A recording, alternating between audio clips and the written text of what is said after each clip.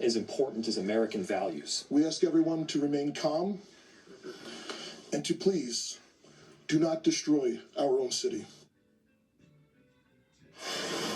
Let's check in with our Steve Harrigan for the latest. Steve.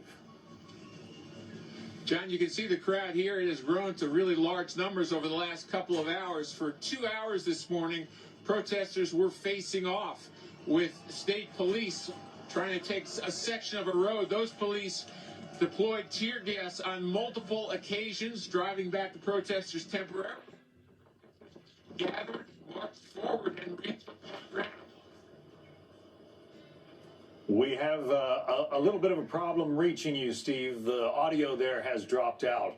But yeah, this is the protest that has erupted around the shooting of a 50-something-year-old man who was shot to death earlier today by an ICE agent. Now, the head of the Customs and Border Patrol says that the man who was shot was armed. He was carrying a semi-automatic handgun as well as a couple of high-capacity magazines. Our Garrett Tenney is also nearby, and we'll get an update from him. Garrett. Yeah, and John, we were just on the opposite side of the intersection from where Steve is, where this shooting took place earlier today. And this was the intersection that was cordoned off on all sides by federal agents as well as local and state police earlier today. And one thing that was significant that came out of that press conference this past hour is, on one hand, you heard Governor Tim Walz say when he spoke to the White House, the first thing that he said was get federal agents out of here.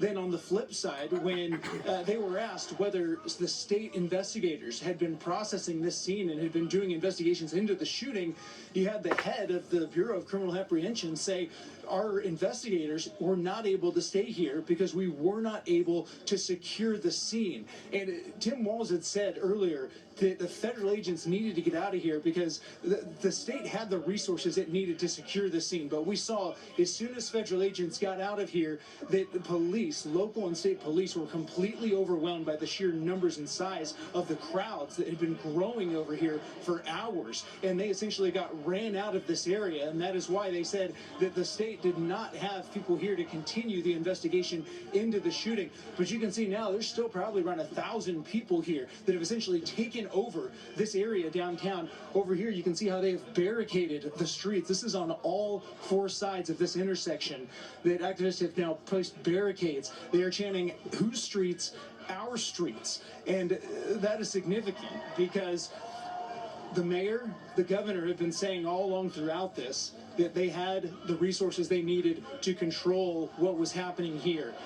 Clearly what we saw, though, from the past few hours, that was not the case. The National Guard is on standby. We'll have to wait and see as we go through this night whether they will be called in to assist, because the forces that were here earlier were not enough to have this under control, John. Garrett, we were hearing from Paul Morrow in the last couple of hours. Paul Morrow, the Fox News contributor. He was wondering about the gas masks that many of these protesters seem to be carrying with them. Very expensive gas masks, he said. Are you seeing that as well, that some of the folks who've been gassed are able to deal with it because they've got, well, they're prepared? Yeah, I mean, just where we were going back and forth between two of these intersections, and we saw probably a few dozen people that showed up with gas masks on them. A lot of them just had the the painter's mask with the air filters on both sides, but there were also a few dozen people that had these more higher grade gas masks on them, so that when they started shooting the tear gas, that they didn't need to leave the scene. They were able to stay right up there towards the front of these lines and really push back against the law enforcement officers that were trying to clear this area. And the protesters, is there any way of knowing, are they local? Did they come in from elsewhere? I don't suppose they're flashing ID cards to you, are they? Yeah, no, we have not been collecting ID cards as we've been out here, but we do know that there is a very strong organized resistance here in Minneapolis that is very unique to here. A very strong grassroots where they are very well connected, communicating with each other. We've seen that over the last few weeks, that any time almost that federal agents are out conducting immigration enforcement operations, that very quickly they will have crowds of dozens, if not up to 100 people that are surrounding them very quickly wherever they go. So it is very well organized. They communicate, and that is why we have seen such a response here over the last week to this federal immigration enforcement operations, and today again as well, that within 20 minutes of this happening, you had hundreds of people that were here on this scene, and that has just continued to grow as the hours have gone on. John? All right, Garrett Tenney reporting live on the ground there in Minneapolis at that protest. Garrett, take care. Thanks.